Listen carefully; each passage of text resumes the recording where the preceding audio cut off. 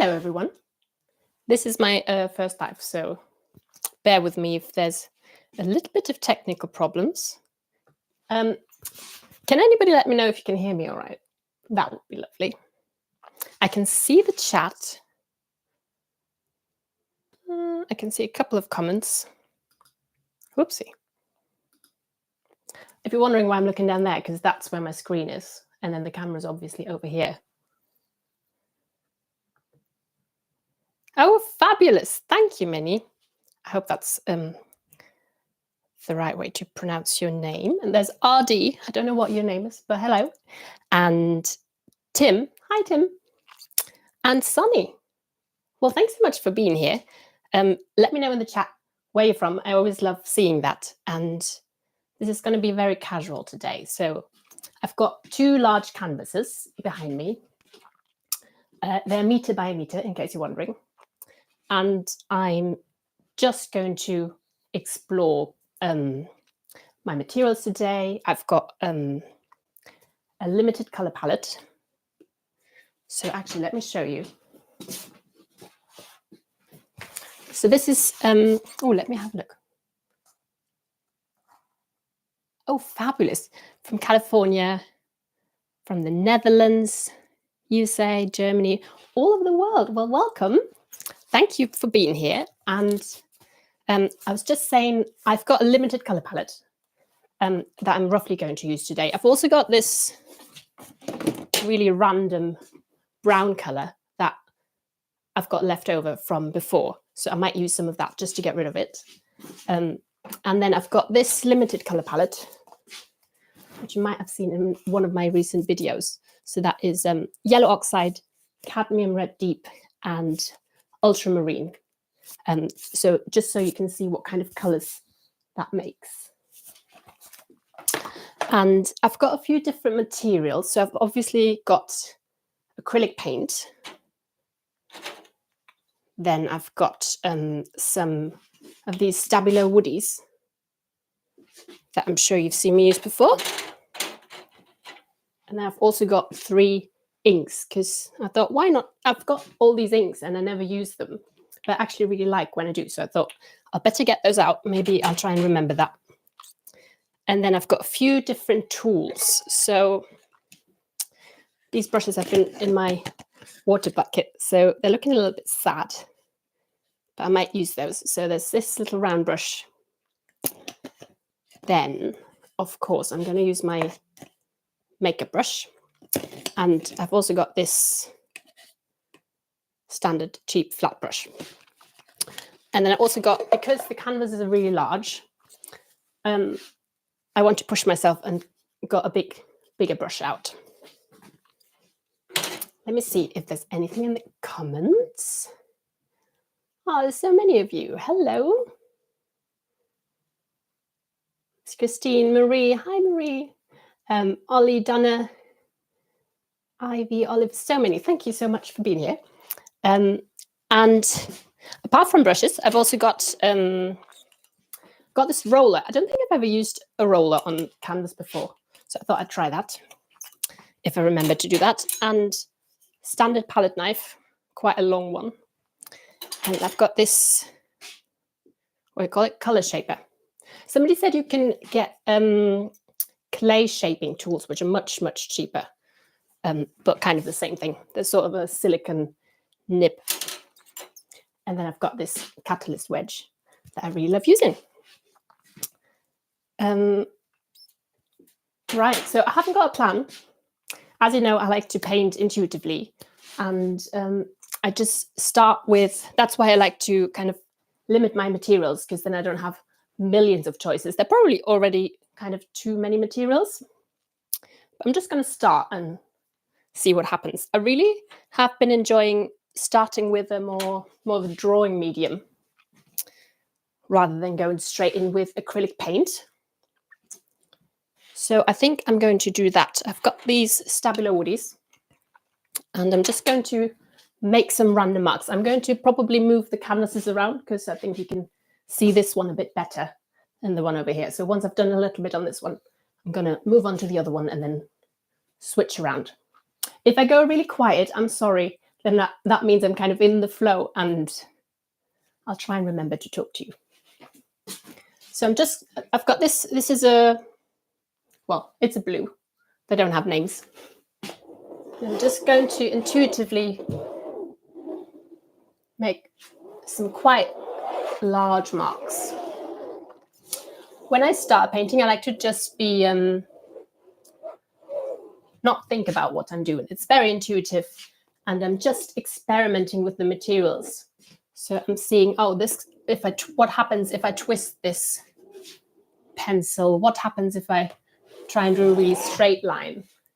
Or maybe I don't apply too much pressure and I just scrub over it, almost coloring it in.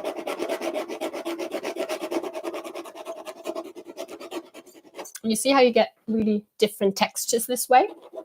And I like to start a painting with quite a lot of texture already, because then I've got a nice base to build on, and I can always take things back. I find it easier to have a lot going on and then edit that, rather than not having very much and having to add more interest later on. I'll just have a quick check on the chat.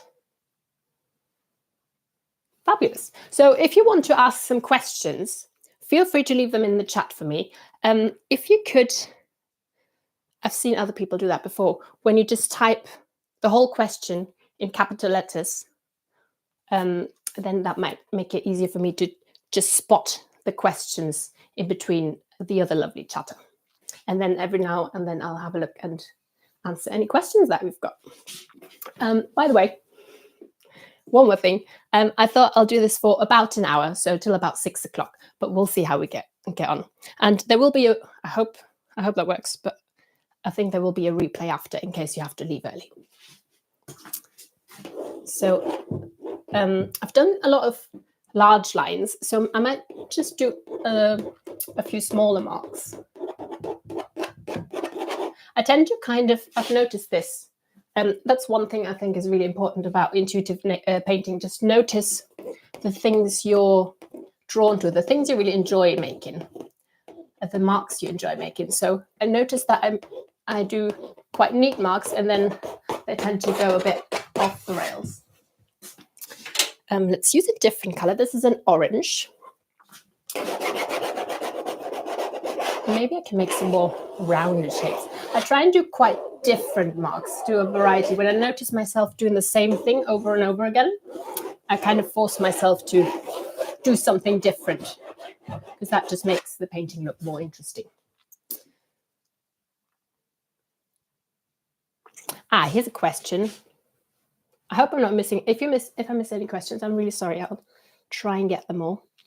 Why a woody versus a Caran d'Ache Neocolor? Good question. I had these out. That's one reason.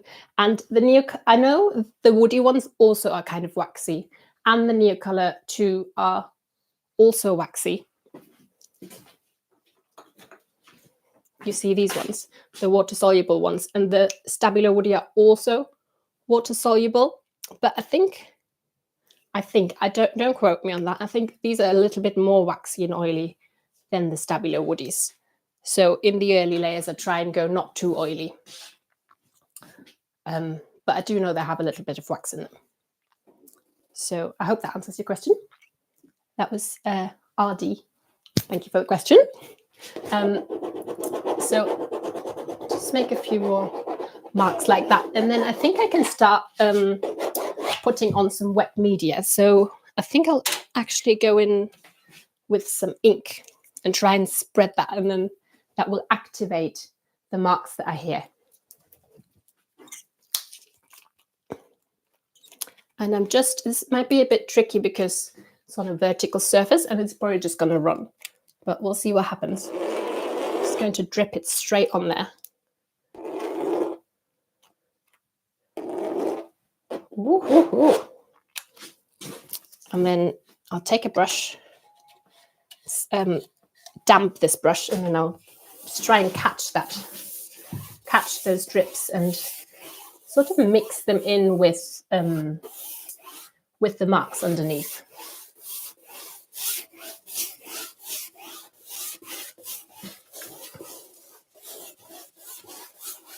And again, I'm trying to do kind of different things. So these are a bit more textural marks, and then here I go a little bit more softer and more blended. And then also these bits are a little bit darker. So I'm going to add a little bit more.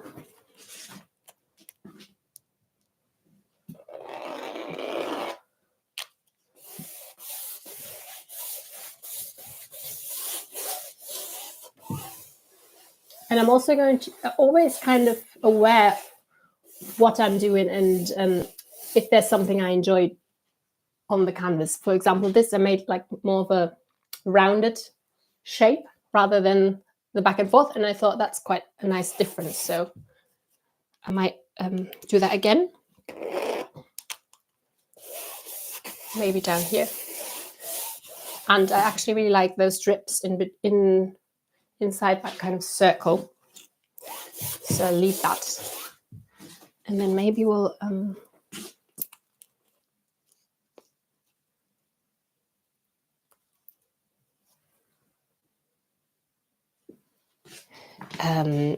maybe I'll use a different color here. So this is a Liquitex yellow oxide. In case you're wondering, that other one was a Daler-Rowney sap green.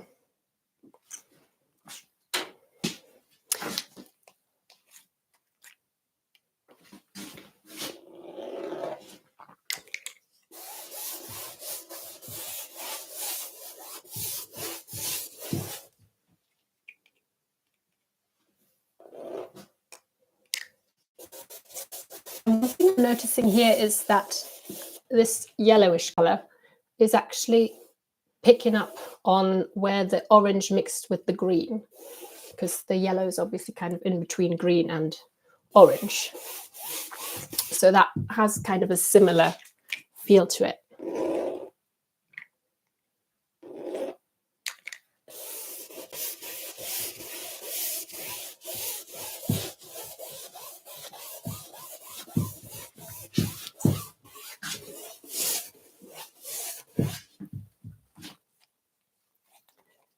And then the question is, do I want to go in with acrylics already? Actually, I might, yes, let's do it.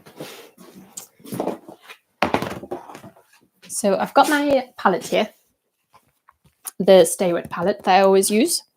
And I'm going to put on, I might just start with some pure red, which is the cadmium red. Actually, why not just put it straight on here? Why bother with a palette at the beginning in these early layers, because most of that is going to get covered up later on, which takes the pressure off, which is nice. And also I can be really free.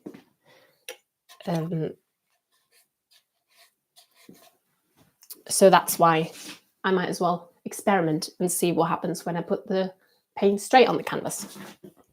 And I'm quite enjoying that because it takes out one step of putting it onto the palette and then on the canvas. And I'm a little bit lazy sometimes.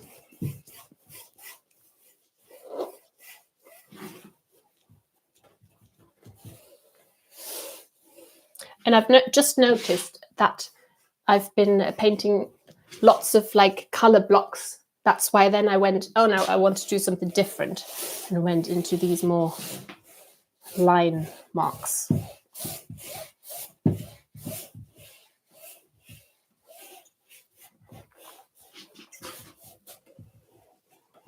And one thing with color, I always like to kind of dot one color around the canvas. So if I did some here, I also do some over there and a little bit over there, which already brings a little bit of balance in terms of color. And I like to not forget about my edges. So by that, I mean, I don't only paint in the center. When I get to an edge, I think, oh, maybe I should just paint along that edge a little bit. So I've also got some color on the edge. Otherwise, you might end up with white around your painting and just paint in the middle, which can be nice, but it's not what I'm going for.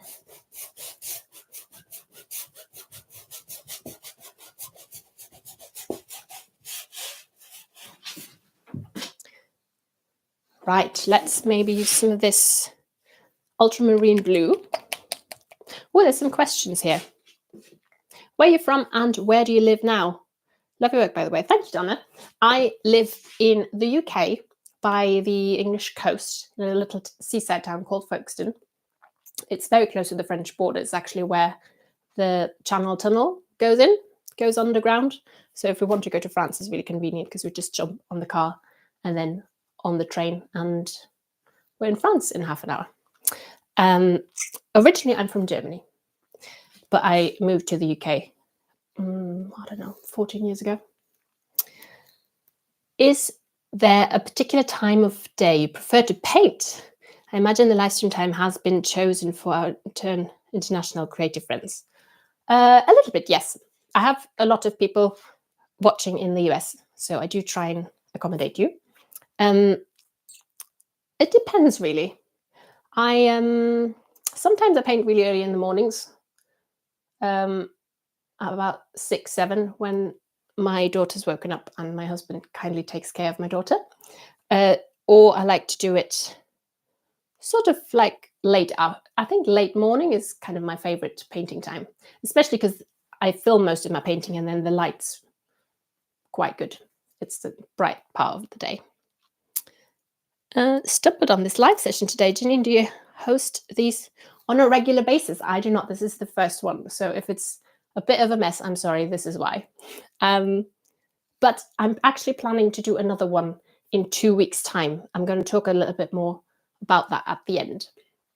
And then who knows, if you like it, let me know and I might do more of those.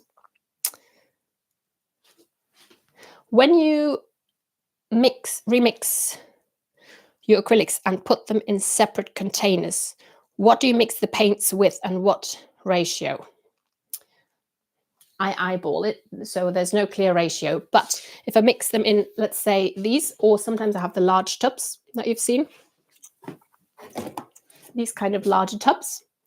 If I mix bigger quantities, I mix them usually with flow medium, which is, I've got this one, Jackson's acrylic flow medium, but I have seen that it's not on their website anymore, so I think they must have discontinued it. It's basically like an airbrush medium, just something that really thins your paint. Alternatively, you could also use just another fluid medium. This is a fluid matte medium, but the thing with this one is you can see it's white and the other one's clear. It obviously dries clear, but while you're painting, it's a little bit distracting if it's lighter, and then obviously dries much darker. So that's what I mix into the paint, but there's just, I don't know, maybe 10 to 20% of the medium probably, just to make it a little bit more liquid, because I like it more on the kind of fluid side.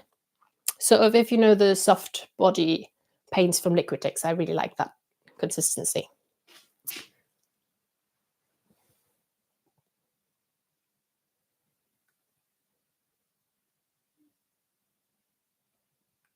All right, lovely. Let's keep going. What was I doing? I was doing the blue, wasn't I? So I've got the ultramarine blue here. They do clog up sometimes, which is a little bit annoying. I might have to put a little pin in this one.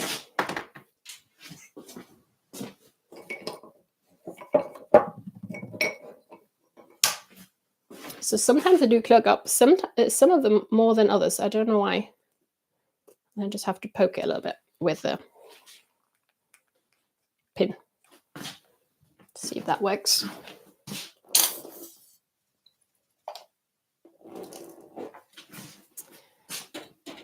And then this time I might use this smaller round brush, just for a little bit of a different texture.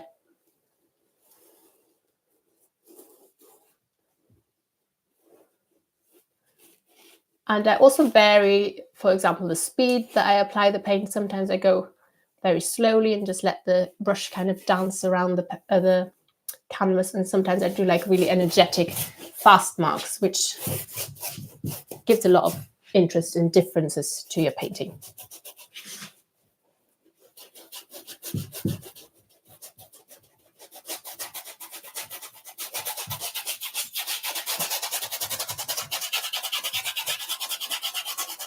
And I really love dry brushing because you get kind of a transparent layer, but also a lot of texture. And it's quite unpredictable. Sometimes you get those denser blobs and sometimes not very much paint. So that's quite interesting. And I've got blue up here, but not down there. So I'm going to add it just a little bit down there as well. I will put some on my palette now.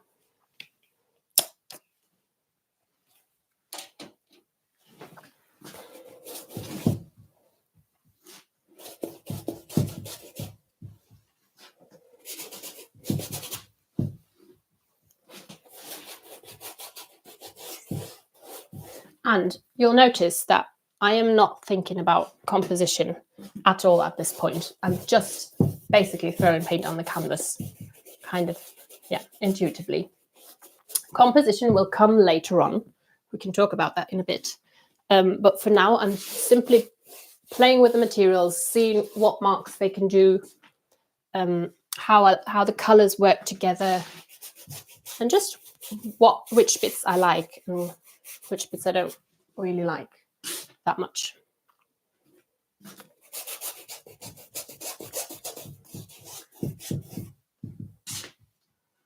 For example, this red area I don't really like, especially next to the others. So I might just go over that a little bit, put a bit of texture over it.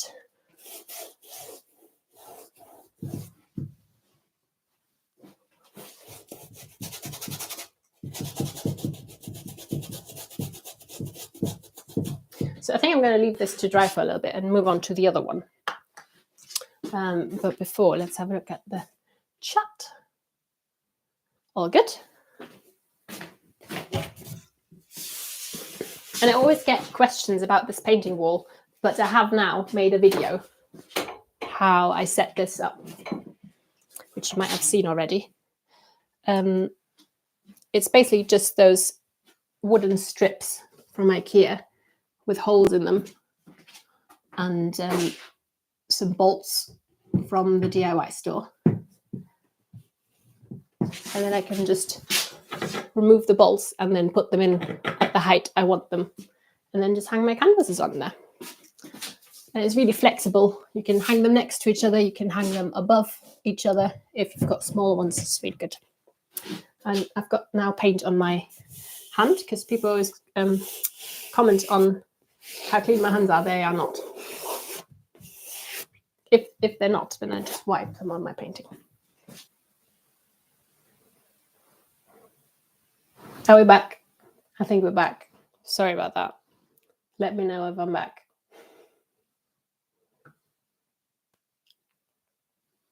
Yay! Well, thank you, Ollie, for letting me know. Thanks, Marie. All right. I don't know how much where I actually froze.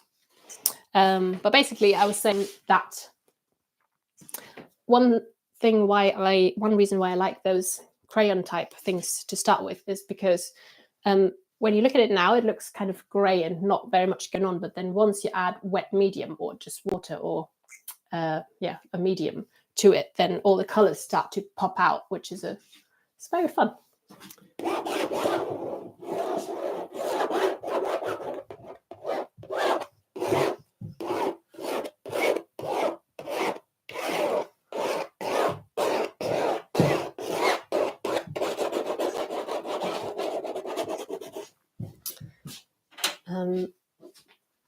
Okay, so I might actually try this roller now. I'm gonna go for the yellow oxide.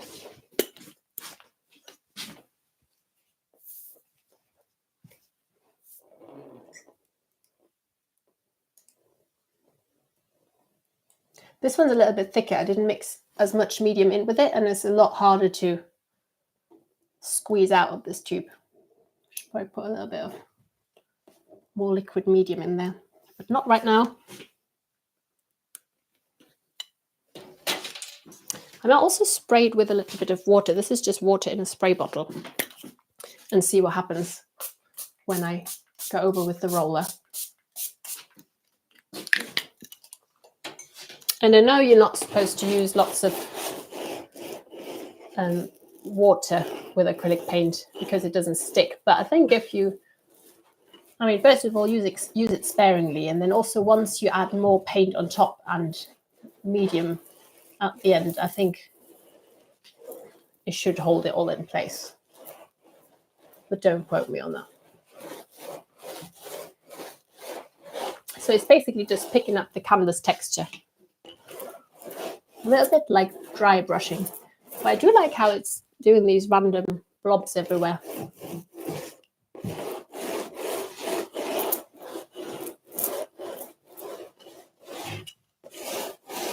But overall, it doesn't work as well as I hoped. I think it probably works much better on paper. Let's go in with some more of the ink.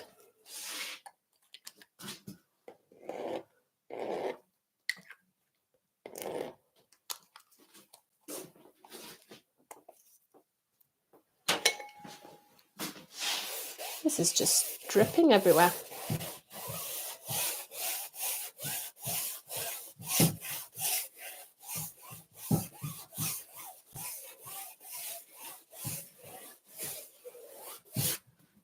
What haven't I used yet? Oh, this catalyst wedge that I always really like using.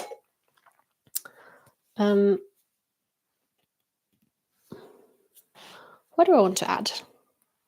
Maybe I might start mixing some colors. I'm going to add maybe some sort of purple with the yellow because they're complementary colors, so they'll look quite interesting together. So I've got my blue and I've got the red. Just going to put that on the canvas, and again, see what happens. I'm imagining that it's not what I thought. Well, I did think that there was going to be little blobs of color, but it just went completely over the blue. So that's quite interesting. And then I do like how it went over the yellow here, and then how it's got this stripe of red. And then if you apply it thicker, obviously it's darker. And then once you scrape over that again, it's a very transparent layer. And you can still see the marks from the pencil underneath.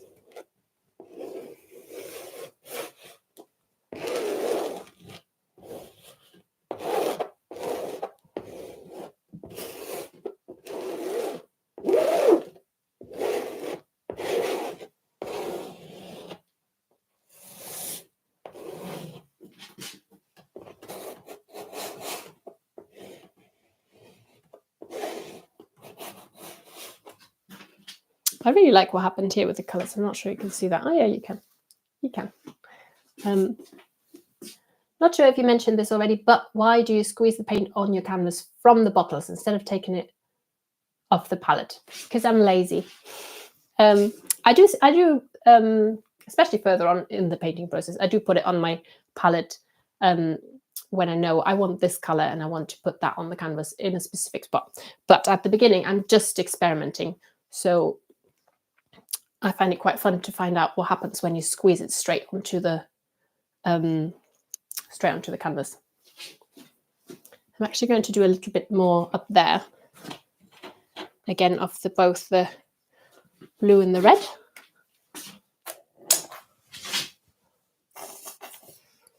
Woo!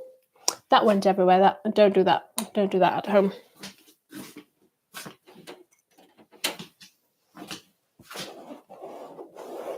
Especially if you paint in your living room or dining room or wherever. Don't just splash your paint around like that. Unless you want kind of a Pollock style living room.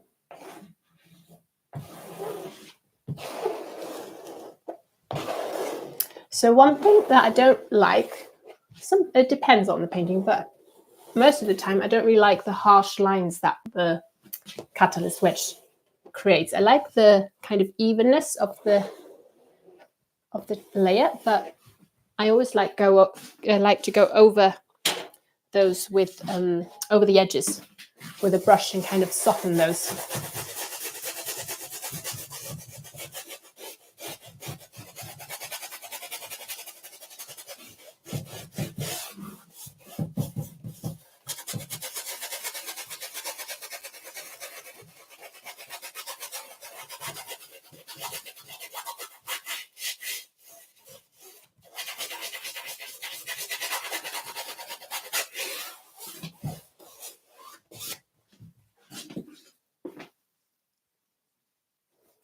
I think I need some more paint on that, so I will put some on my palette now.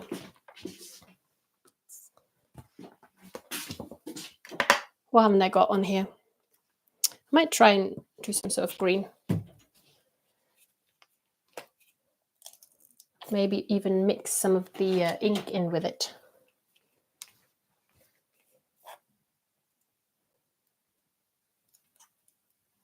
So I'm just mixing the blue and the yellow, and then I'll mix this sap green ink. I've got to do that over there because my table's over here. Unfortunately, you can't see that.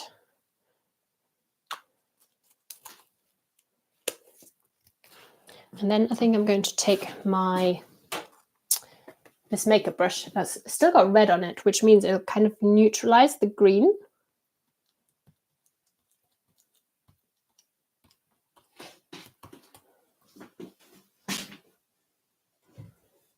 There's actually quite a lot of water in this brush, I think. That's why it's dripping everywhere.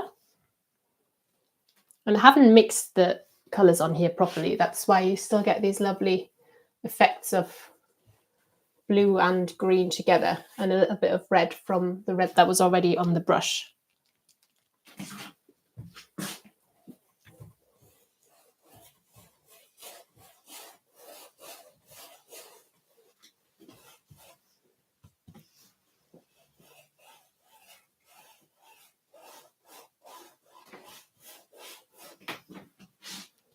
So you can start to see I've tried to make this quite different to this one. So the colours are already quite the opposite.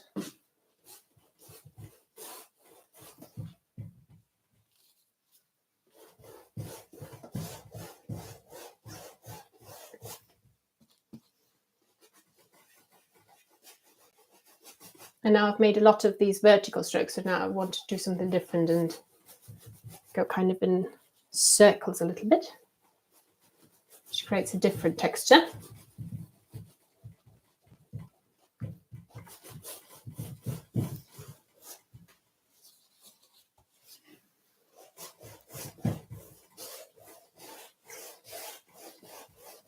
And then I think I'll go over that again with that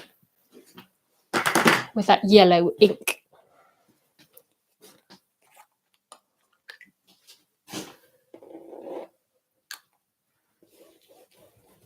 And that will create a little bit of variety in that colour here.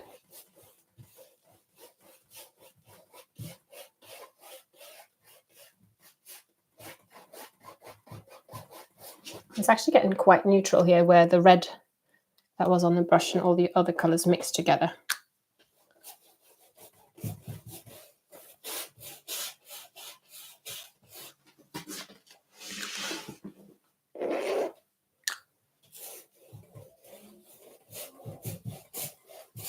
And now I'm just seeing how it looks layered over how the yellow looks layered over the purple, and then down here more on its own where it was white before.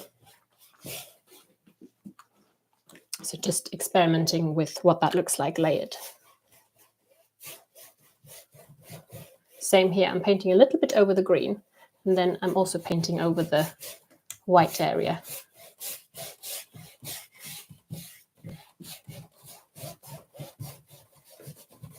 And here the purple's still a little bit wet, so I'm blending that edge because I also thought that was a bit harsh.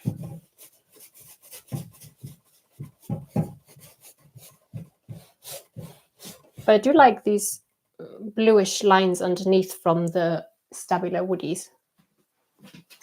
Some up here, maybe I'll put some there.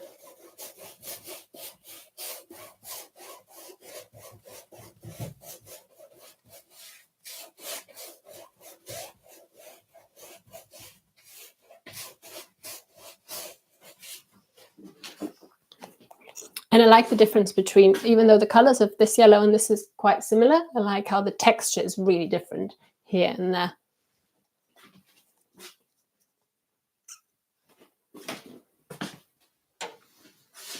How are we doing? Do you paint on both paintings with the same colour brush? I try and do a lot of different colours and different marks on the two paintings, especially at the beginning, and then over time I kind of when I work on them side by side, I start using more of the same colors and the same kind of the same tools as well. And that will then kind of make them more cohesive, but it still has a lot of interest because I started them in such a different way.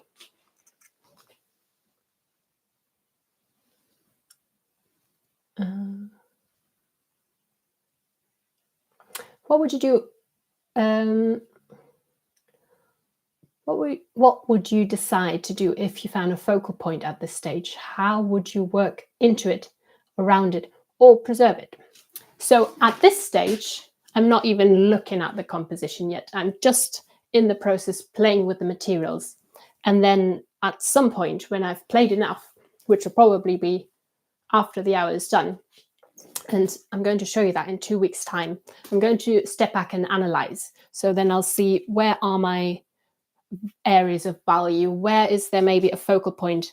At the moment, probably this is quite a dark value area, and so that kind of catches my eye, especially because it's right next to a really light area.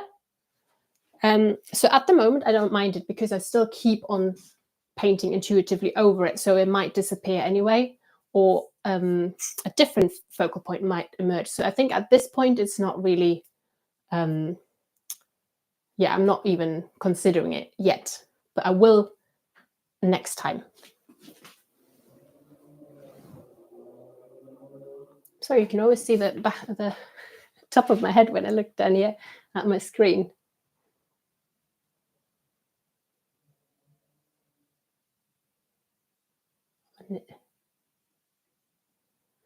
Oh yeah, I think it'll still.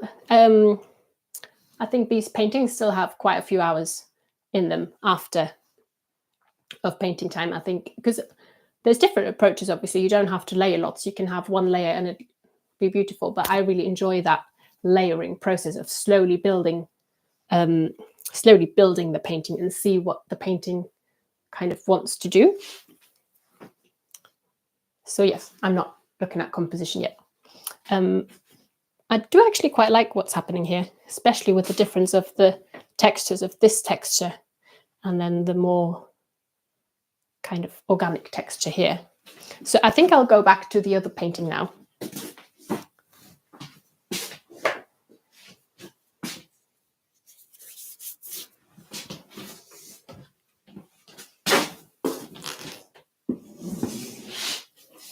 This one is looking very, especially the colors are looking very,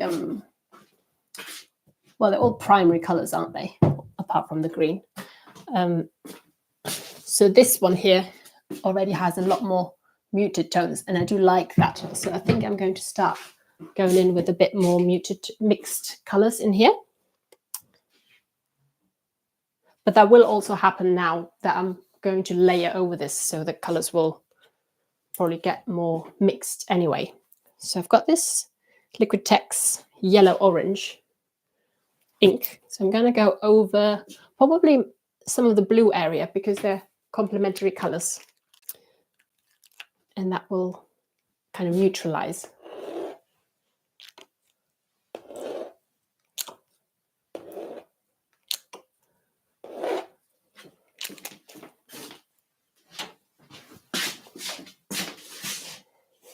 I do want to always try and catch that paint that runs off.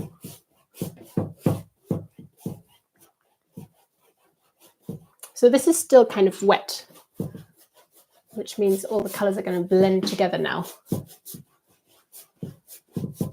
Often people think that makes really muddy colors, which it does, but I think at this stage I don't really mind. And I do actually quite like muddy colors.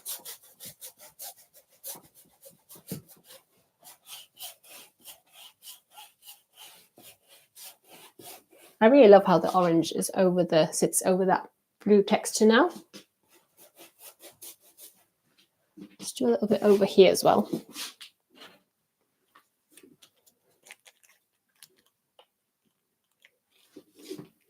Just checking I'm not stuck again,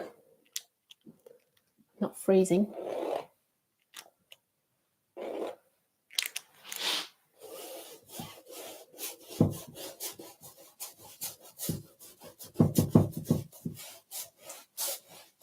So now I'm going over this red because I think this is a little bit too pink, that red. So at this stage, I am thinking a little bit about colour, as you can tell, but I'm not really thinking about composition very much. I think because colour is so obvious when you're working on it, so I immediately see if there's a colour I don't like.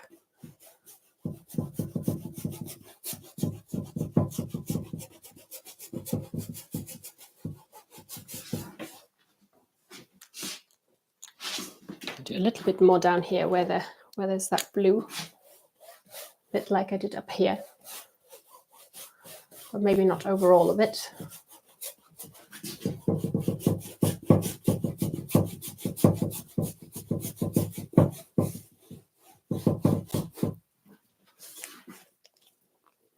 How are we doing for time, by the way? Ooh, time goes fast when you have fun, doesn't it? And then I think I'm also maybe going to introduce a little bit of the purple here. What I might do now, because I've only used the pure colors, I might start introducing a little bit of white into the colors. A lot of this is still wet, so I might just put the pure white on there and mix it with what's on the canvas and just see what happens, see what colors that makes. It is getting quite dark, especially around here. I just like to keep it a little bit on the lighter side.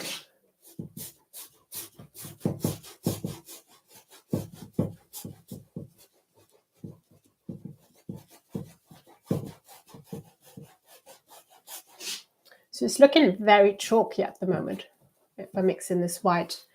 One thing you can do if you think your colors are looking a bit like this, a bit too chalky, you can then go over that area with a glaze. So let's say I want this to be blue, but it's this a light blue still, but it's too chalky. So I would go over with a really, really thin layer of pure blue, a glaze, and that will kind of make it look less chalky. Let's mix some colors on this palette. I'm going to take some white and put it into the blue-green that I had earlier on the other painting.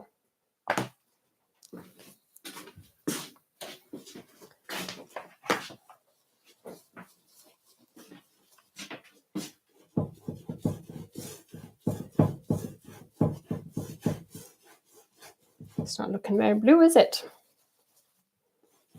I don't actually mind that. It's kind of a neutral color.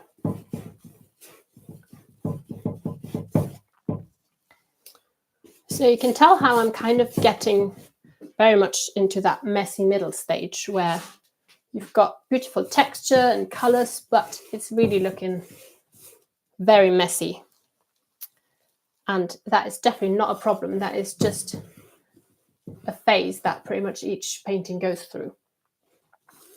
And that is why we then at some point, when everything's looking really messy, step back and start looking at the composition. And then we'll look at looking at where does our eye go? Where are my areas of dark value, light value? How does that affect the composition? And obviously we're not going to do that today because we're running out of time. But in 2 weeks' time, Saturday in 2 weeks, I'm going to do another live session where I look at those two paintings. So I'm not going to touch them in the meantime, so you don't miss anything. And I'm going to talk about or take you through how I start solving the composition in these. I probably won't manage to finish those two paintings in the next session, but I'll definitely give you a good idea of how you can start fixing your messy middle paintings and make them make the composition much more cohesive, so they're on their way to beautiful paintings.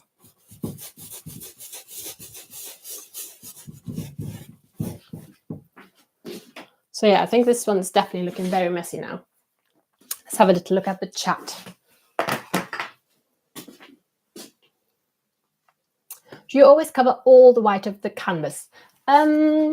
Yes, I think so. You don't have to, but I don't like that really stark white. Sometimes at the end, I just have a tiny bit of white left and it really stands out. It doesn't really go with the rest.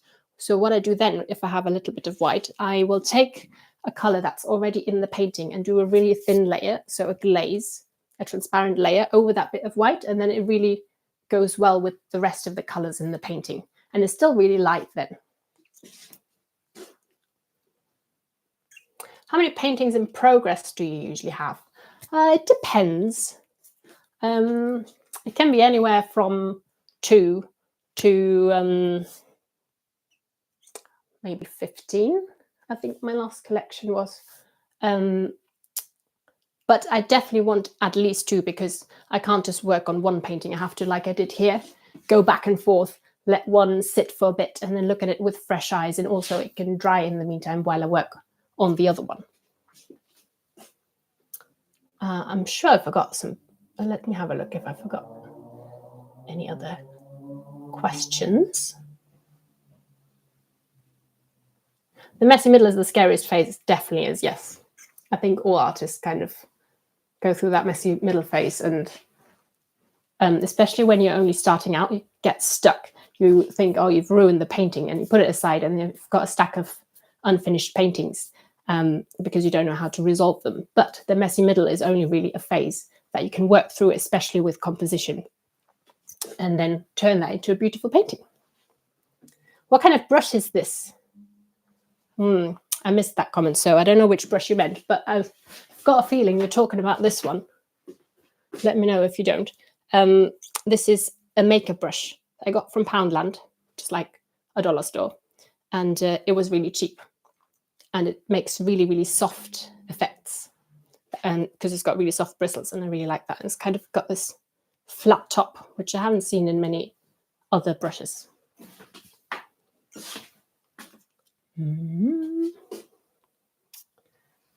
When you start a painting, do you have an endpoint or a final composition in mind?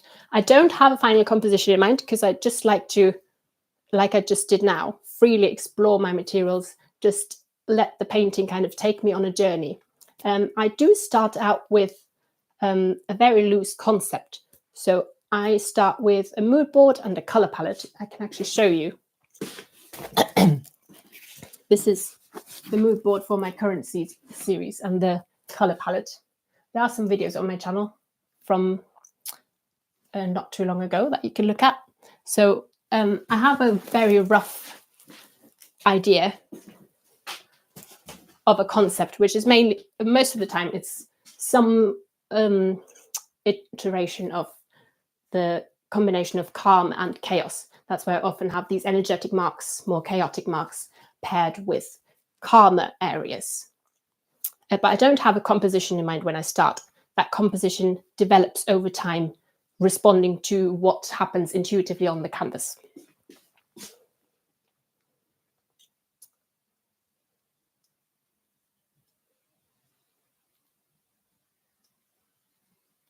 Such lovely comments. Thank you. Which directs your work the most, color or composition? Or is it an interplay of both? I think definitely both. I'm really interested in color.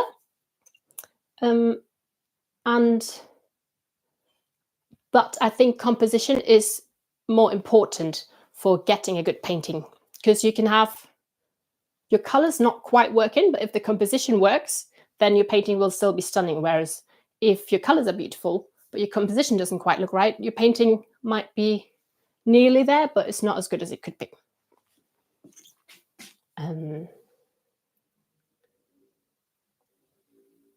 Oh, Marie's just arriving. You can watch the replay, I think. I hope, if it works. Have I missed any questions? If I have missed any questions, please put them in the chat and I'll just have a little scroll through to see if I missed anything.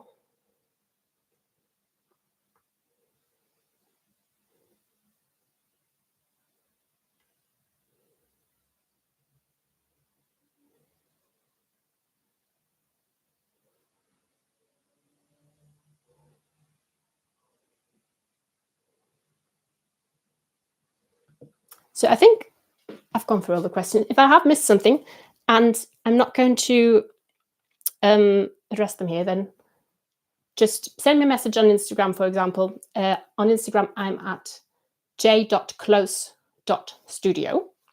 You can find me there. And as I said, in 2 weeks' time, Saturday in 2 weeks' time, I'm going to do another live session like this, but that time I'm not going to do all the intuitive exploration like I did today. I'm actually going to start looking at the composition. How can I move these forward closer to a finished painting?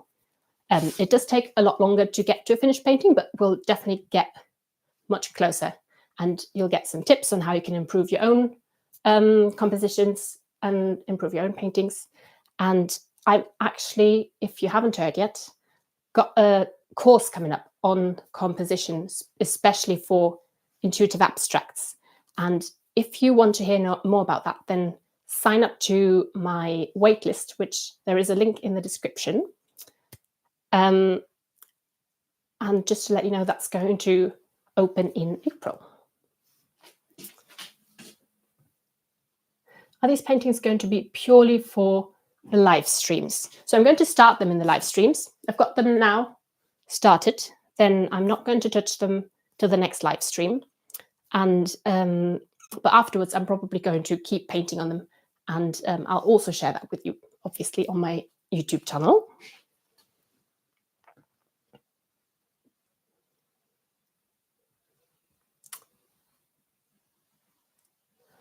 Do you think about starting a Patreon? I have thought about it, but I think the thing about Patreon is that it scares me to have to do, like, reliably do something every month and keep on, like, showing up live. Not live, but like you have a set schedule where you always have to create something new. And that seemed like a bit like a lot of pressure. So I'm still thinking about it, but I'm not sure.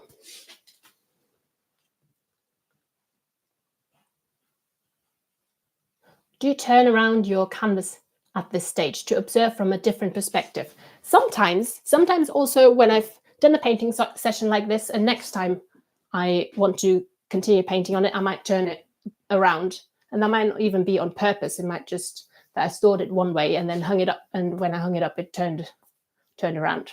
But sometimes, yes, it does help to see it from a different perspective.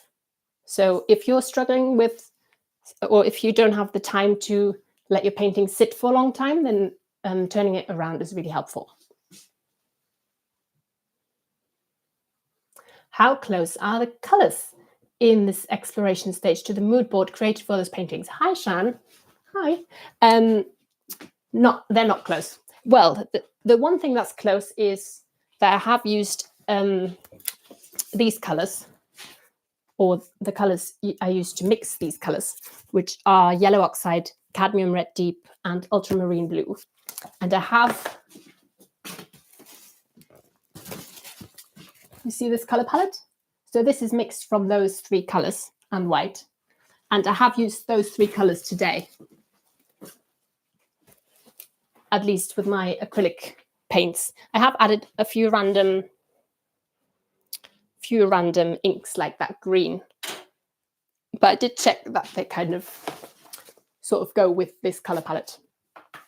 So there was a little bit of intention there. But sometimes I start my paintings with just random colors that I've got lying around or that I want to use up.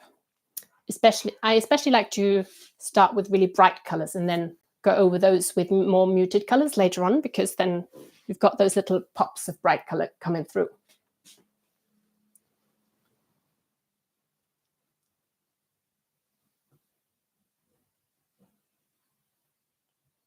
Lovely. Okay. So we've got 2 more minutes. Shall we do a little bit on the other painting? I think I'll just do a little bit there where it's really bare.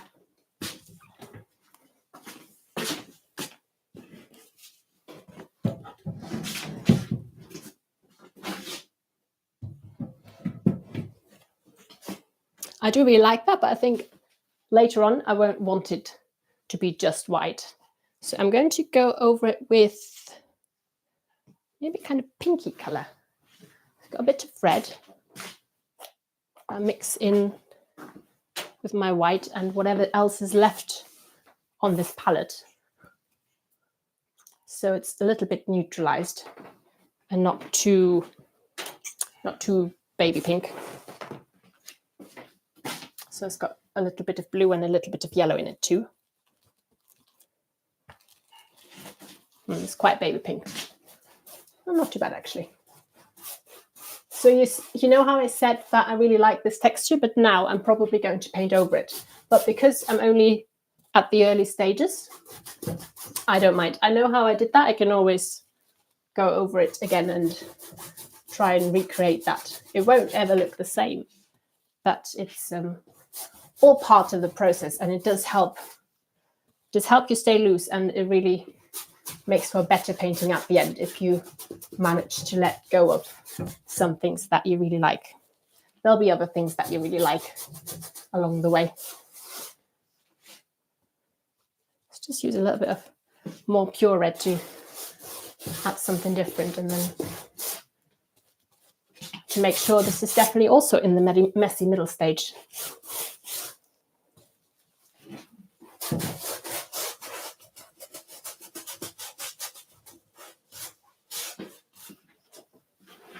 Right, so yeah, you can see.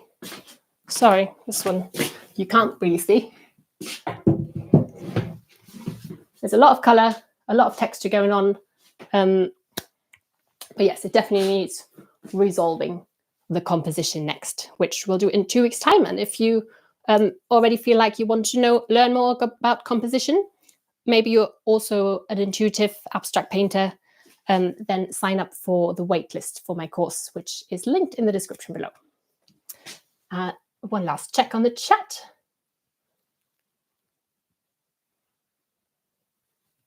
Amazing. Well, thank you all so much for coming. No matter what time it is where you are. It's now getting dark. That's why I've got my studio light on. And hopefully we'll see you in the next session, 2 weeks. If you have any questions in the meantime, you can just ask me on Instagram, put a comment in my YouTube channel, and I'll always get back to you. It might take a few days, but I always look at everything. Thank you so much for joining, and I wish you a lovely rest of your weekend. Bye-bye.